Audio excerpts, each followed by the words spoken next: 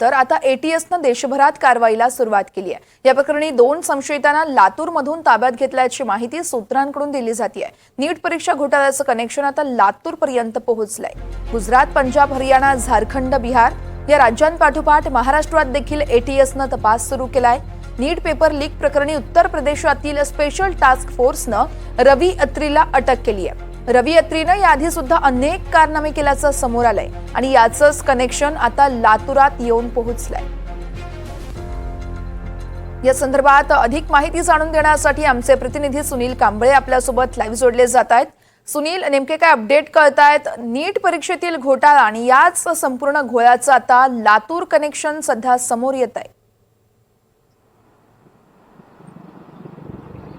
वर्षा, नक्कीच रात्री काल एटीएसनं जे आहे ते लातूरमध्ये उशिरा कारवाई केलेली आहे। त्यामध्ये 2 शिक्षक आहेत ज्यांना की एटीएसनं ताब्यात घेतलेला आहे। संशय असा आहे की नीटच्या घोटाळ्यामध्ये यांचा सहभाग असल्याचा संशय आहे। त्यामुळे या 2 शिक्षकांना ताब्यात घेण्यात आले। हे शिक्षक आहेत जिल्हा परिषद शाळेवरती, एक आहेत जे की सोलापूरच्या टाकळी इथल्या एका जिल्हा परिषद शाळेवरती आणि दुसरे जे आहेत ते कातपूर या ठिकाणच्या जिल्हा परिषद शाळेवरती, आणि हे दोघंही लातूरमध्ये एका खाजगी कोचिंग क्लासेसमध्ये शिकवणी घेतात अशी सुद्धा माहिती आहे।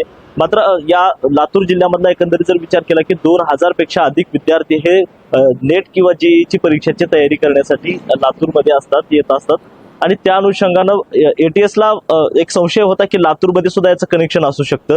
त्या अनुषंगानं तपास यंत्रणा सुरू होती आणि लातूरमध्ये रात्री उशिरा या 2 शिक्षकांना जे आहेत एटीएसनं ताब्यात घेतलेलं आहे आणि आता पुढील तपास जो आहे ती एटीएस त्यांच्याकडनं सध्या चौकशी करत आहे।